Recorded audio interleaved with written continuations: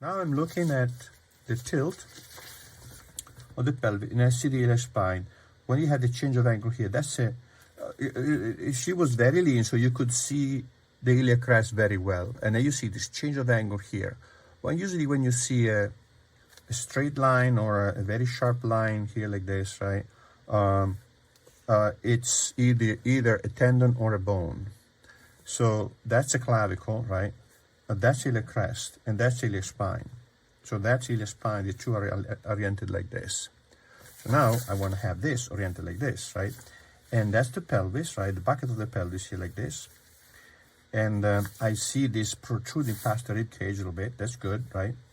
This probably just back a little bit more.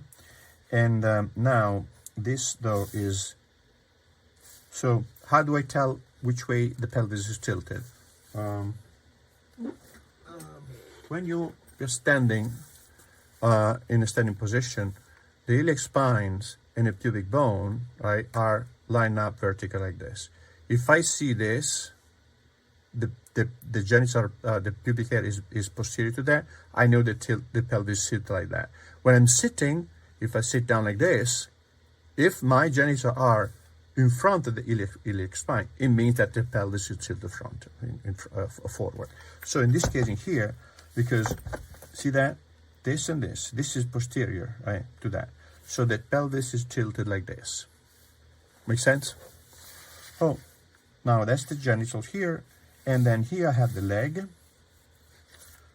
blocking in the lower half of the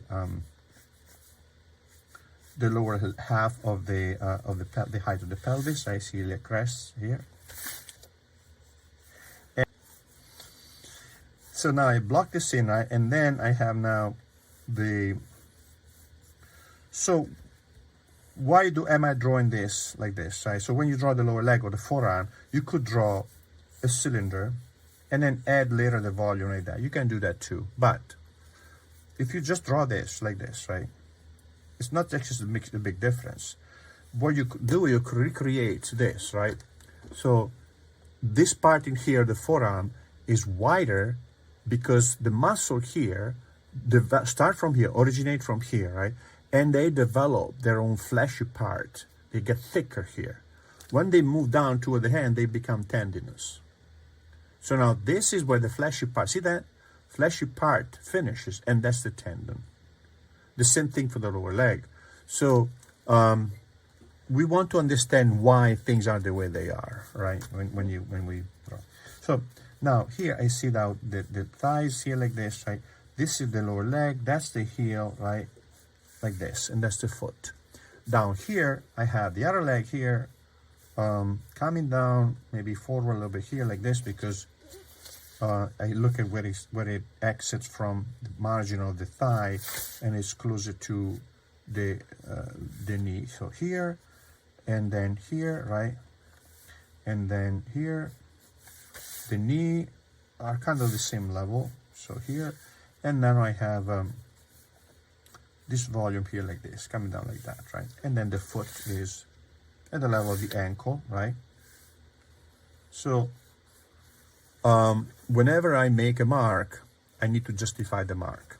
Why am I making the mark there? Because I saw how it relates to that. That way I maintain coherence and harmony between the parts. So the mark, don't make marks drawing this independently. This guy here arrived when all these guys were already there. So the guy walks in and he says, "Where is my bunk?" And they tell him, "Your bunk is there. You sleep up." Well, no, you sleep up. That's your bunk. You sleep there. So this is how you maintain the proportional relationship, and you develop the figure coherently overall, right? So now here we have the sternum.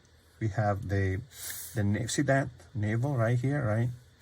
The navel is usually at the level of just above the iliac, just above the top of the pelvis, right? But in this case in here with the tilt and everything, and also another thing, the pelvis is at an angle like this, the crest. So the navel is here. The navel is here. So from the front, So this is the height of the pelvis, right? But from the back, from the front, that's what I see of the pelvis. The iliac crest goes down. So the navel is going to be here.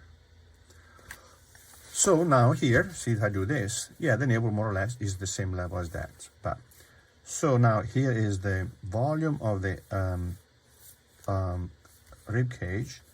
That's the neck, right? Maybe the neck needs to be longer, so I'm gonna make the head a little bit higher like this, right? And then I have here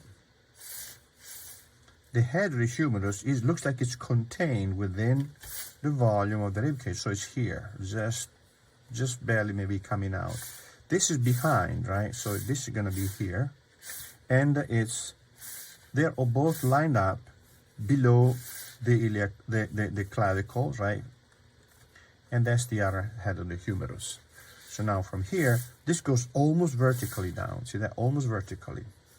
Before I get lost in the deltoid, etc., I want to see how this is oriented. If I just look at the angle, that's it. Then I have created the right, this is the navel, right? Navel here. I had to create the right angle for that volume. And now I can put on top of it the deltoid, right? The tricep, the bicep, etc. But if this is the wrong angle, then later I'm gonna have to draw it again. So now this moves forward like that, right? And we can leave it like that, right? Or maybe we could do this, right? Right?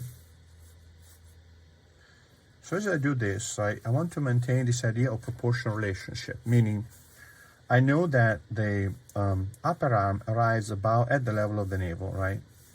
Here. The forearm, which is, so the length of the upper arm is very similar to the length of the rib cage from the front. Very similar. So I measure from the shoulder, and this is always longer than that, right? So now the hand is now here like this, right? And I got another pose, right?